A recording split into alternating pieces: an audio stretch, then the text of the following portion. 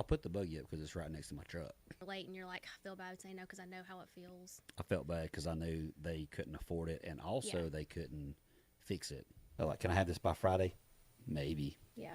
If you need it by Friday, 100%, and I don't think I can do it, then you might want to take it somewhere else. All right, we're back, and we're kind of sleepy. Whatever. A little tired, a little wired. Whatever. I'm energized. Well, you invited a 6-week-old baby to come stay with us last night, I so did. nobody got no sleep. Yeah, my sister. We went and got her from the airport yesterday. Came to town with a little nephew. No. It was good. Tim loves him. Do I? Yeah. Well, I know that I didn't get no attention last night because somebody was worried about a baby more than her husband. Whatever. You held him for like the first 20 minutes Yeah. we were home. Right, because there was lots of things to unload and clean up and organize, and I was either going to have to help you work or hold the baby, and I was like, shit, I'm going to hold this kid because that's a lot easier. Yeah, and he did a great job. He didn't even cry. So Yeah. yeah, but I feel good. Tim said I look like a jogger right now. You're because dressed of like a the way that I'm jogger. dressed. It's a lie because Yeah, because I ain't jogging. Ain't in the cards for me. I ain't seen you run at all. That's because I hate to run. I won't say that. All right. Anyway, today we. What were you gonna say? Nothing. Today we wanted to go over. We've had a lot of people ask questions why our cutters are so expensive and why we don't have a cheap option to sell them. And I get the same line all the time. If you had a cheap cutter, you'd sell so many, you'd be rich. I'm like, obviously, you don't understand how that works. Yeah. Or you wouldn't say that. So I want to go over some of that stuff, why we don't have cheap cutters, why we made the move to a super high end and just cut that cheap one out altogether. And just the struggles of learning to have an integrity, strong business when you're starting out, because there's a lot of factors that make it really hard to do that. Yep. So Hannah's going to come off with our first part to that. Am I? No, I was just trying to see if you would even attempt it. Oh yeah. I mean, All right, go. for having better stuff. Yeah, business integrity. Let's hear it. What's your first point? That you want to be proud of what you're selling, and if you like you can't stand behind the good product, then why? I don't want it. Okay. I'm just kidding. I just made that up. So It's starting partly out, true though. it's partly true. Starting out, there's a lot of people have started a business and they're like, man, when they're learning how to run the business, they end up losing money on a lot of jobs. And once they realize they're at the point where they're working for free now because they've already exhausted any profit, it's like $1 an hour is what they're making at this point.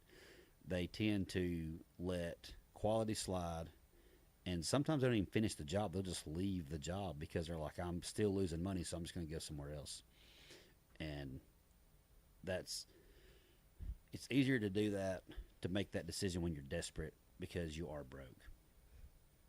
And to learn to go ahead and develop that mindset where I will finish everything I do to the best of my ability. They may not realize that that's going to make them more money in the end, but it will, because I've done jobs where I'm like, I bid this terrible. I'm losing money, but I will finish it. No matter what, I'm going to finish this job. And that person, like, I'm going to be positive. I'm going to be upbeat. I'm not going to complain to the customer. And when that customer's done, the better of a job I've done, they're more likely going to tell people how great I did it.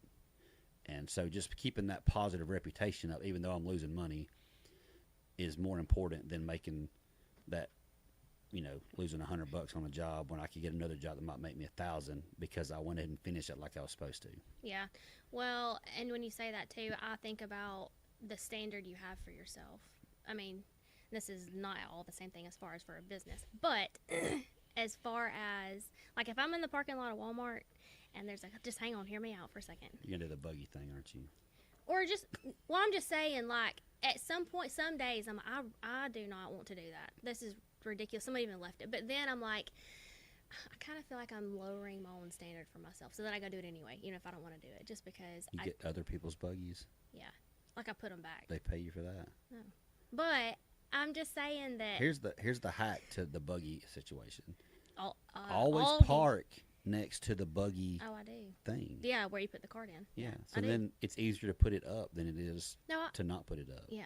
But not everybody can do that because there's only so many. I park beside them I do too. Also, because but I'm lazy. some people don't. I'll put the buggy up because it's right next to my truck. I used to park further back just because I felt guilty parking close to the front because I felt like somebody else could probably use that spot better than I could when I didn't mind walking. But I don't park close to the front. I now can park close to the buggies. to where you store them. Yes. Yes, I know. I'm just saying. But now, so when I got kids, if it's closer to the front and it's by parking where the buggies go, that's where my ass parks. You don't want to carry the 9 and 10-year-old that far.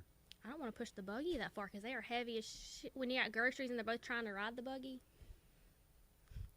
I don't want to go walk further in the parking lot when they're both riding than I got to. Let them push the buggy. Yeah, this is the truth. When I go to I don't Walmart, know how y'all's Walmart trips go because I don't go.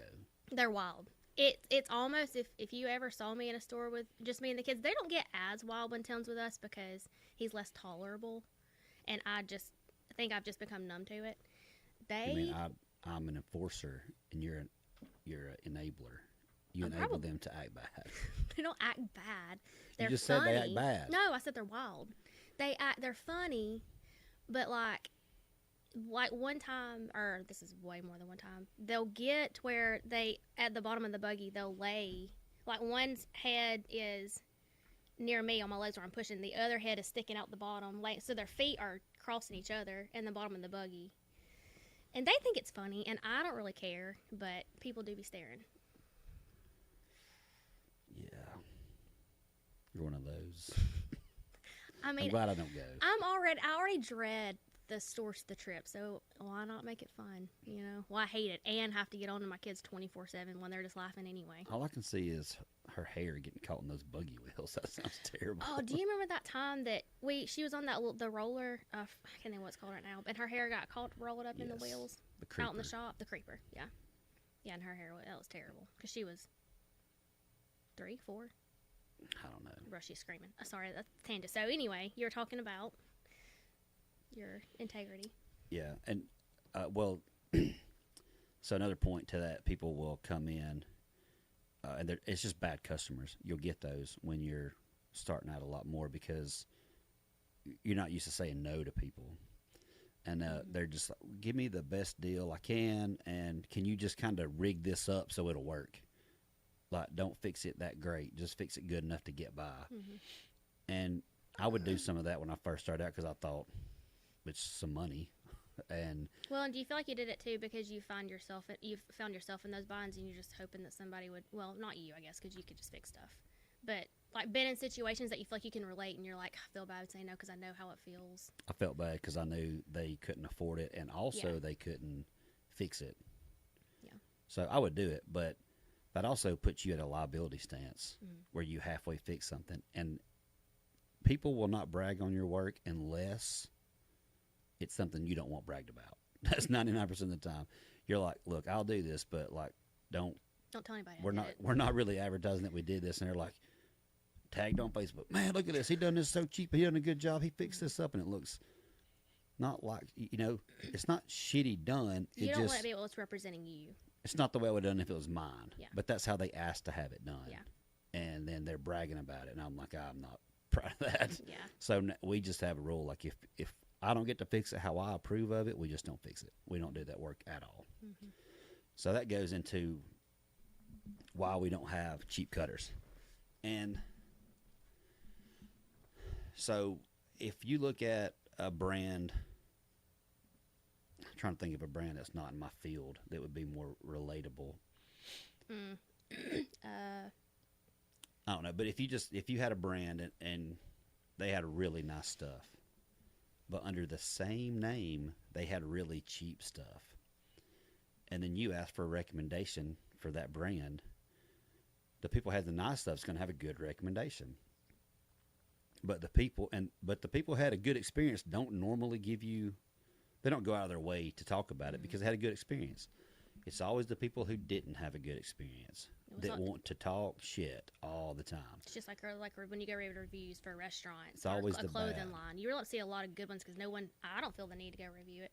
But if I had a really bad experience, which I don't review anyway, you're I more know, likely but to they're leave more it- likely to do it. to leave it. Yeah, So if you only know, if you say, hey, who has bought this brand, and you just say the brand, not a model number, not anything particular, you're going to get all these people out here talking trash because they bought the cheapest one they could possibly get and then expected it to perform like the good one, and it didn't work, so they're talking shit about you. yeah, And we used to make cutters with Chinese parts because that's what it was in the beginning. And they're okay. They're not the safest, and they definitely don't perform the best.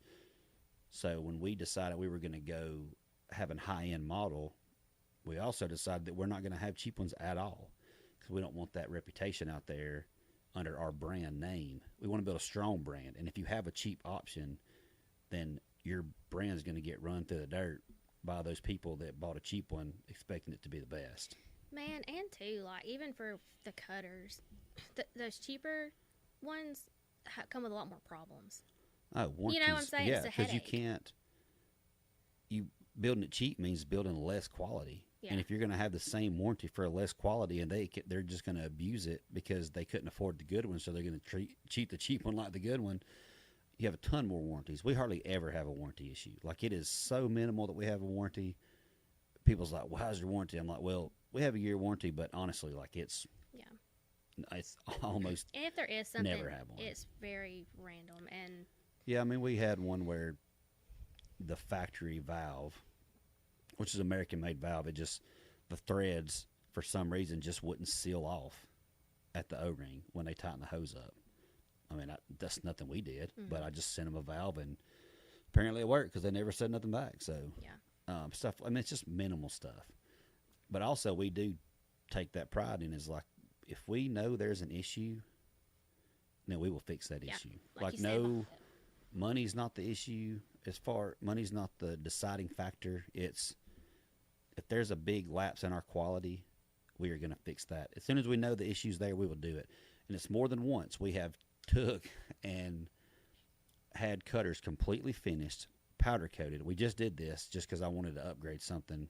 Since we're going to this dealer network, I wanted to change something that I didn't. It wasn't really on us. It was on the different manufacturers of skid steers have different parameters, which they should be the same, but they are not. So I updated them to fit that better. But in the past, we ordered some material, and we just got some material and some tubing, and it was a bad run. And I didn't know. oh yeah, I remember that. Yeah, I didn't know where all that tube was because we just stuck it on a pile with the other tube. Mm-hmm. So as soon as we realized there was an issue, we took all that tubing and got rid of it. Tubing for it was like tubing for the push bar. Yeah, and we stuff. got rid of every piece. We took every cutter that was ready, powder coated, assembled, stickers on it, and we disassembled everything, cut every pipe off every one of them, and redone the whole thing, repowder coated, put it back together. People that I found that had bad ones, we brought theirs in, completely fixed it, and we just did the same with this. They were ready to go. They were ready to be put on the truck and delivered, and we took them all back apart, welded on them, repowder coated them, put them all back together, new stickers, all that, because I wasn't letting anything leave. Once I decided this is an issue, Yeah, right. like we stop, completely redo everything about it, and you can't really do that if you're selling a really cheap product because you don't have the room to do it. I mean, we obviously lost money, but we gained money in the future because our brand is stronger by making these positive changes for our product. Yeah, and that first time, I remember that and redoing it. It was hell, like it was terrible. Yeah, this time And wasn't this so time bad wasn't so because bad. we have better people and I think even just more money. We're just we're Financially, structured better to yes. take that hit. But that first time, Yeah, that was. it about did us in. But there was no way I was going to keep putting something out that I didn't fully believe in. Yeah, which is something that I appreciate about even coming into the business when you redesigned the decks, because I feel that way about stuff. I mean, I want to be proud of how people talk about me or whatever, you know what I mean? So the fact that you're that way, I appreciate that a lot. Well, even now, when people bring decks in from the like Gen 1 deck, that was, we really had no big issues, but a couple small things could have been better. And as we seen that, we just started adding to make it stronger. And if one of these original decks, we just had one come in that was 3 years old. He's like, hey, man, I feel like there's more welding to this than I probably should have to have done, which that's probably not the case, because this is a violent used machine. It's going to need maintenance because you're just beating on things. But either way, it wasn't built to the standard we build the new ones. So I said, just bring it in and I'll just repair it. Like, I will get it up to date. And financially, that's not the best thing to do because I didn't charge him. Not in the moment, but long term. Yeah, but now he's left and he's like, okay, they updated it to the standards that we have now for me. That's just another person that is going to talk about our quality and that we take care of things that, even though it wasn't a warranty, it was way out of warranty date. It should have been done better, and we learned as we went, so we just updated it. Yeah. And I mean, when we started really selling the cutters, the new ones, I mean, just off of word of mouth from customers, because That's basically where we're still at. Still, yeah, but they really like the cutters. They like how we run the business and how he is with customers and how, like just going pretty much above and beyond as far as making sure that it's quality and we're doing whatever we're going to do. And never really advertised because we couldn't keep up if we did. So every sale that we made, for the most part, really was from just word of mouth from customers. Yeah. We've only had one person that really like trashed us online. And it was constant. Well, it was a guy.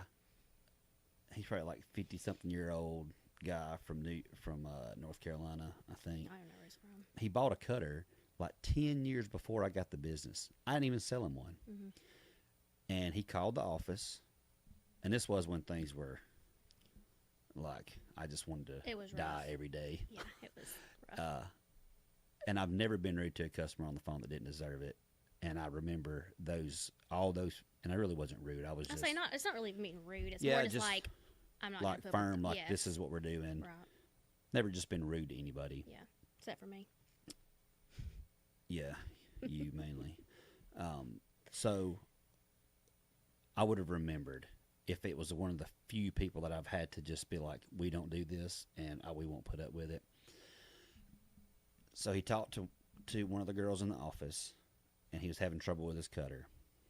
And this is what I've put together. I don't remember talking to him exactly, but this is what I've put together talking to him later. He had some issues. He had a power loss. So I told him how to fix the power loss. And then I'm sure I gave it back to her, and she's like, here's what the part costs, here's shipping, all this stuff. Well, he didn't buy it. So he got the part number, and he searched around till he found one online from this surplus warehouse place that sold surplus hydraulic parts. So they were buying just tons of parts that maybe somebody had on a shelf that they were getting rid of cheap. So they were like $10 cheaper than me, maybe $20 cheaper on the part, and then their shipping was less. So he bashed us online for being expensive. And this was like a $130 part that he bought for like $110, and bashed us online forever. Wouldn't ever say why. He's like, they're super expensive, terrible customer service, very rude, all these things that never happened. And he also, and they wouldn't sell me stickers to put on my cutter because I was repainting it. Nobody ever asked me about stickers that I remember from that guy. But we have given stickers to people who said, hey, my stickers went off. Can I buy one? I'm like, well, you can have one. Yes. Because it builds our brand. If he would have asked to buy one, we would have just given him one. So that was just the stupidest thing he could have said. He wasn't old, just ornery man. He wasn't. He's just miserable. I think he's angry at himself and just is angry at everyone else. So every time he would post on Facebook, I would comment back. I'd be like, man, we've already had this conversation. You really have no grounds to be bashing us, but I really hope your day gets better because you know, you You shouldn't seem be so really miserable that you miserable. have to Yeah. do this every time. Well, and it wasn't even that. So, like on Facebook, there's all these groups, so like skid steer pages and whatever. So if anyone would post and say, "I need recommendations," he would literally be in the comments being like, "Don't go to don't use Brush Monster. Yeah. I had a terrible experience." And Yeah, it just was the every not even post he could find. So finally, one day it happened, and I responded to him, and I guess he was feeling frisky that day and responded back, and he went in and started trying to bash me, and there was this whole crowd of people, you know, buying into the drama like it usually happens, and I very respectfully handled it like I would handle it even in private, and I put out there exactly what his reasons were because I was really just tired of it. Yeah. And I don't usually give people this much attention, but I was like, it's getting to where it's going to hurt my business. So we just did it in the comment section right in front of everybody and put out the reasons that he was pissed and he couldn't really deny anything. He couldn't come up with anything extra that it was, and that was it. And he looked stupid, and we sold 3 cutters from customers that watched that happen. yeah. So What you get for lying. If it had been true, fine. yeah, we had nothing but it to wasn't hide. true. Yeah, like there was Like, we treat nothing- customers great. We honestly cover things that probably shouldn't be covered a lot of times. Yeah. Especially if I think there's any possible way that it's something that we done, like that is blamed on us and our business. I will probably cover it fully just because. Yeah. So it was good that it happened because he kind of went away after that. I blocked I him don't- after that. I was just like, I don't need that. No. I don't need to see the negativity. I never blocked him, but I don't see anything. Yeah, even on the pages. he hadn't done nothing in a long time, but it really just sold us a bunch of cutters. Mm-hmm. It got us a bunch of followers to our integrity and to our customer service. Yeah. Well, and that's, I mean, one of the things too. If you know that you have integrity and you stand behind what you do and you're honest and you try to do right by people, then when things that do happen, it's very easy to just not stand up for yourself, but be more respectful in the process. And then be more respectful in the process of when someone is lying or complaining. And I forgot what I was trying to say. Start over. Yeah, ahead. basically, when you are able to stand behind what you say, you know what you're doing is right. People talk shit, and you know that you're not wrong. I'm not going to stress about it. It's not going to weigh on me. And Yeah, you don't have to have an integrity. You don't have to prove you're right to the wrong people. Yeah, like if we knew we were wrong and treated someone, I would stress. Like it would cause more stress on me. But I know that we weren't wrong. So Yeah. And I'm not saying that we've made mistakes and we've Oh, had sure. things go wrong and we haven't done, we've built things that didn't work. Luckily, I feel like I'm pretty naturally a pretty good engineer. So most of the time, one-off stuff I get right. But there's always, nobody's perfect. We get things wrong. Most of our cutter stuff has always been a level above what our competition is, at least at that price range. But we've had issues here and there along the way, and we've always just tried to take care of those. yeah, just fix them. And as we improved, first off, when you get into the higher end stuff, you get higher end customers. And I mean, it's okay to make a profit. Yeah. Because I felt guilty about charging for cutters, and we still fight with that, But if you don't make enough for your business to grow, and you went out of business, now all the customers that I've had don't have no support. My employees need benefits. I mean, if your employees have crappy tools and a crappy workplace and all this stuff, it's your fault. And if you can't afford to fix it, Yeah, I mean, then- you need to make money. yeah, if people feel guilty for making money, it's okay to make money. That's the point. I mean, you look at these big, I know, but they feel like they feel like they should charge just enough to just have, I know, just to get by, just to make their payment. yeah. Yeah. Like if I can just afford a payment on a regular house and 2 cars that are 5 years old, then I'm good.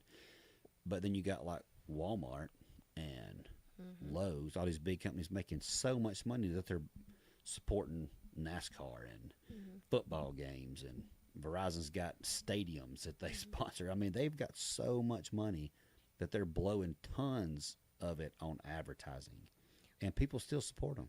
Yeah, well, and if you don't make money, like I look at it too as obviously you have a business because you want the freedom, you want to make money, but you're providing job opportunities for people. Like you're able to employ people, whereas they may be at a job that, hey, I feel like we have a pretty good work environment for the most part. I mean, everyone's got their stuff, but We need some lights. in the shop, Yeah, well, nobody will that's, come put them up. that's been a that's been a thing for years. Yeah. But either way, I've called like 4 electricians and asked no questions, no price. Didn't even ask a price. Hey, this is what I need. When can you come do it? I don't want a quote. I don't want anything. Just please come do this, and nobody will show up. No one. that's for everything. They keep saying they're going to show up, and they never show up. Yeah, well, it's sad, but it's not surprising. Yeah. But I like that we can have a business that we are proud to own, to give people a good work environment. Like, you know what I'm saying? Because if we are pretty flexible with schedule, we're able to be flexible with their schedules and whatever they really need to enjoy being here. Yeah, well, if we didn't make money, we wouldn't be able to do that. Yeah, we've developed that, and that's part of employee retention. Well, and part of the thing too is people that own businesses sometimes, or just a character of people, is when nothing's their fault. Like they're right about everything, and if something's broke, well, it's so and so did this, or it's they blame everything else, and they never look at just accepting it, even if it wasn't their fault. Instead of just like we talked about, just saying, "I'll fix it," but it's like excuse after excuse, and they are the greatest thing ever. And there's no flaw with them. It's everything else. Well, press break issues, that was like the turning point for me, where I was not structuring my business like a large business and keeping it like a job shop, like a small job shop. Because I knew how to bend everything. I rarely bent something wrong. It was extremely rare. So then we get these people, and I'm like, hey, bend this is how you bend it. And I walk off and come back, and they're all wrong. And I'm like, I told you. Like, what's so hard? I said, bend it like this. I even held it and showed you what to do. What is the problem? But I'm also expecting them to understand what it's supposed to look like in the end, how it's supposed to be used in the job later on. They may not even know where it goes or what it does. I just said, bend these parts. And I would get mad and want to blame them. And I'm like, nope, it's my fault. But it took a while for you to be able to do that. No, it didn't. I've always been perfect. I forget. It took a while for me to see it, I think. Well, just to be, all right, I've got to cover every base. Like it's my fault. I can't expect them to understand what I'm building without them knowing. So that's when every job was not done, period, unless they had a bin sheet in front of them present with specific instructions to bend it for everything we did. Well, and two, coming into that, like Tim is extremely smart and is super good at. That's right. Yeah, is good at stuff like that. Now, when he tries to explain something, it's like, and I think I picked up on it. As I come into the business, I realized you suck at explaining anything. Because I'm like, what you just said is I know is not what you meant, but this is what they're going to do. So even for a time frame, when he would talk to people, I could see, like he's trying to explain something, and I could literally just see in their eyes, they don't have a clue what he's talking about. And I would say, I would just tell them, I know that's not what he means is this. And they'd say, oh, okay. Well, so this, to explain what she means, here's the problem. If I said, hey, I want you to type up a paper, like I wrote some notes, type this up on the computer, that's what I would say. And I thought it was easy. But to a person who doesn't know how to use a computer, first I have to say, okay, step 1, push the power button. Yeah.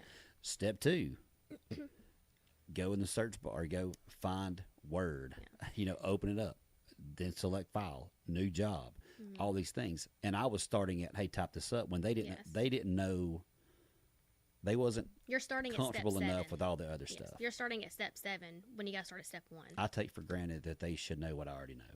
Right, or what you've already thought about. I mean, that could be anything. That's it. Literally, also goes into just for people that don't build stuff, like a reference of cleaning the house. And I'm just saying this because when I go to clean the house, I know in my brain, okay, like these are the things, and I kind of like have a rhythm, and I know what I'm gonna do. I know what things And need to you're a look liar. like. A liar. You're also a liar. What do you mean? About Well, what? You have 10 things in your brain about how to clean the house, and then you were like, listen, I need you to help me clean the house. Okay. And I don't want to clean the house. Okay. So what I'll do is, you're like, we're going to do these 2 things. I'm like, okay, cool. We're going to vacuum and we're going to fold clothes. All right, that's the house. And then I'll vacuum, and she folds clothes, and so I'll sit down, and then she's washing dishes. I'm like, okay, so what else are you going to do? This is the last thing, I promise. No. And then, so I'm still sitting there, and then she's doing something else. I'm like, and I don't want to do those things, but I feel bad not helping her because she lies and says it's these things, and then she gets in a roll and just keeps going. No. Okay. No. Because, and I'm sure Don't say women no, 'cause know. it's true.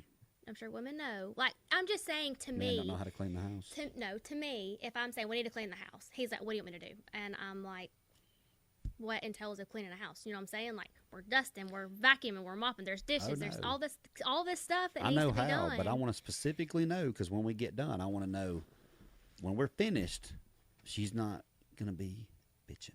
The point is, I know, I feel like it's pretty understood of the steps of cleaning, what the end result needs to look like, really what we need to do to get to that point. Same concept, just way different demographics. Well, the cool thing now is I can just vacuum the floor, and the floor is so damn big. That's true. She can clean the whole house while I vacuum the floor. Yeah, we've had 2 family parties at our house, and where I pretty much put up all the food, clean the whole kitchen, all the stuff, and by the time that, so then the kids will wipe tables down, and then they'll go behind him mopping while he vacuums. I mop too.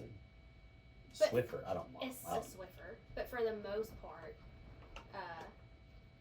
like by the time they vacuum and mop, I've done cleaned everything else. 'Cause it does take so long. If you know someone in our area that likes to clean houses, we're looking because I don't want to clean that thing. I don't mind. I told her I was going to help her man. 0%. You've actually helped, and what's crazy though is you've helped me more since we moved in. You said 0 than you've ever helped me clean ever. And I hate it. But you do so good at it. I don't. I want to start doing worse until you No. find somebody. No, you do a really good job. And we also stay busy, but that's the point. Side note is you had to get better at understanding that you gotta literally like you're talking to a kindergartner, like map it out. And that's with everything though. That's everything. That's why I'm not a good trainer. If I got somebody that knows how to do something in my shop, I'll let them train someone that Yeah. doesn't know how to do it. Because Well- they usually start more in the beginning, and I start Mhm. halfway. Yeah. Yes. Even if, I mean, beside the point of being the business owner, and that's not a good time or a good utilization time. But I will say, too, getting to the point where you had to actually train someone so they could train somebody else, that was really difficult.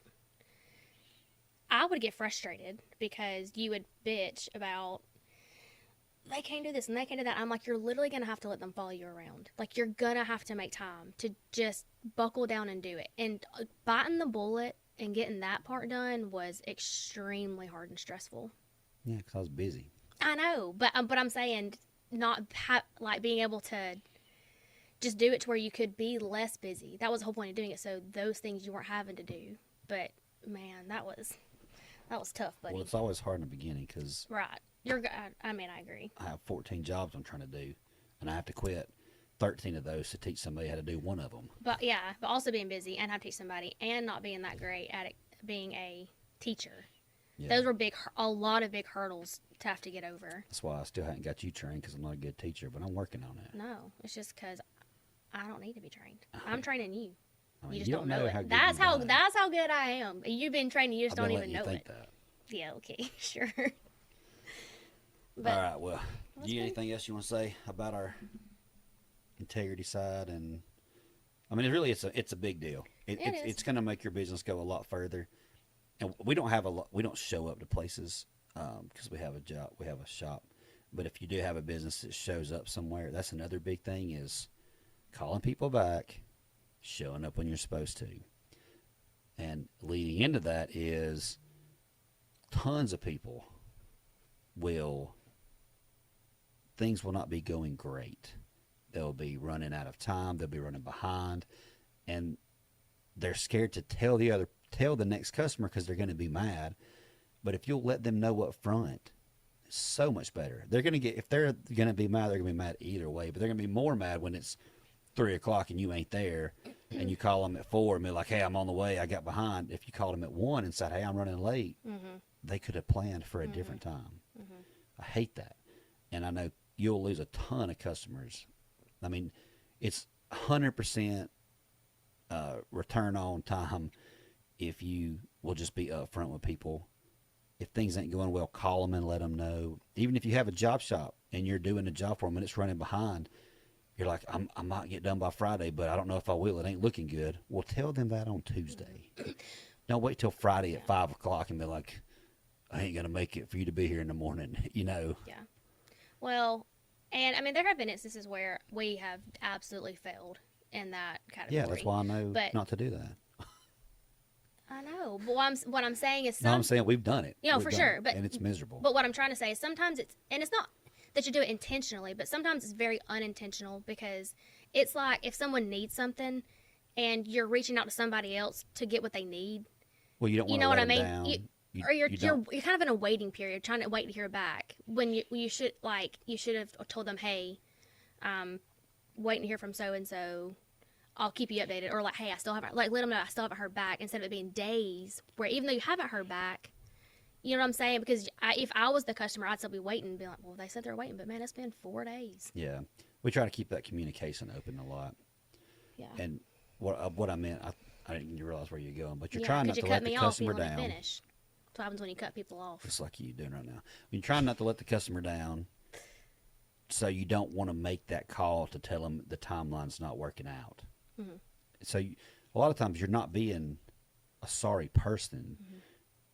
You're trying to avoid a situation that you don't want to happen because you are trying to do a good job. Mm-hmm.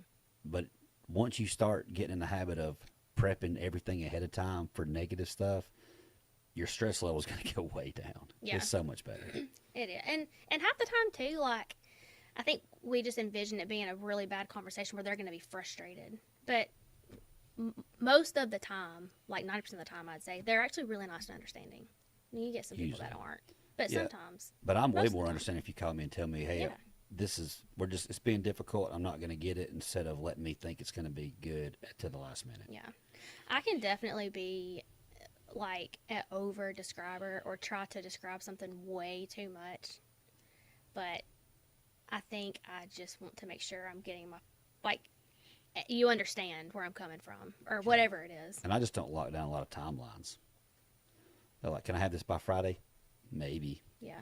If you need it by Friday 100% and I don't think I can do it, then you might want to take it somewhere else. Yeah. And I don't let them. That's another thing about your integrity. I got to have it by Friday at 5. I got to pick it up at 5 o'clock. Okay, well, if it's not going to be 100% right by 5 o'clock, then you can't have it. Yeah. Like, I'm not doing it. Yeah. So. Yeah, I agree.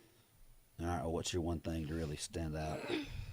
Well, man, the only thing we've talked about is integrity. The one thing about it, though. Oh. I mean, I feel like it's pretty self-explanatory as far as if you're going to, no matter whether you have a business or not. I'm saying if it's a small business and they're getting started, like what's the one thing that you think they should focus on the most of all the things we've talked about? Why don't you go first? I always go first. Because I ask you. That's why. You'll never ask. But I will. I think that 99% of the time my issues starting out was I want to do a good job, but that communication with the customer is the issue. What do you expect it to be when it's done? Like the type of work you expect that you're going to put out, and communication throughout the job, deadline, stuff like that. I think communication is where a lot of people fail. We were in the off-road industry, and that is the number one killer of off-road businesses, is they get good at something. There's not a lot of options. They get overwhelmed. They make a lot of promises they can't keep, and they're trying to do the best they can, but they are not keeping that line of communication open, Yeah. then they get a bad reputation and they go downhill. Yeah. So that's my number one. Is really customer communication is massive. Yeah. Which is true. I mean, mine really, honestly, is that if you're in a small business starting out, I think you need to go in with the mindset of even if the kind of business you want to have and the kind of person you want to be seen as, you just got to decide what that is and stick to that. No matter how it looks, even if you take a hit financially, if you take a hit, however that looks, stay to that standard. Don't lower it. And don't decrease it just because you're afraid of money. Like, don't lessen your quality and the goal you're trying to get to. Yeah, learn to let that money. Because learn that's to going lose to help that you in little the bit of future. money, Yeah, that's 'cause going to you'll really save a pay lot of off in the money later. future. Yeah, it may suck in the moment, but like now, I mean, it really sucked for us years ago, but it's I mean, paid off tenfold. Well, it was really easy to make that decision we just did 2 weeks ago. Right. Because we've learned in the past that those decisions need to be made right then. Don't put them off. So as soon as I realized there was a problem, I'm like, guys, we're start over. Yeah. And yeah, and in the past, it would have been like, God. yeah, maybe we should, maybe we shouldn't. And it was I don't really know no what to do. question. Yeah. It was just like, well, these ain't leaving. And the more that you practice those character traits, the more it just becomes a natural response, just like that. Like, it wasn't a question. It was just a natural, this is just what it is. It's really hard in the beginning, just like trying to learn maybe to, I don't know, if you don't want to cuss so much or you don't want to lie or whatever Is that it a is. stab at me? I've cussed more in this podcast than you have. But so no. But I'm just saying, the more that you practice something, the more it's just natural. I mean, you're just going to do it, irregardless of what anybody says or what it looks like or what it really costs you. Keep your standards. That's right. All right, well, that's it. So, again, if y'all have any questions, comments, we'd like to hear them. Yeah, we want some questions. We've got a few, but I mean, more. I got lots of questions for you. All right, so send us your questions, anything you want to do. Share the show. Appreciate it. Yeah. And we'll see you next time. Out.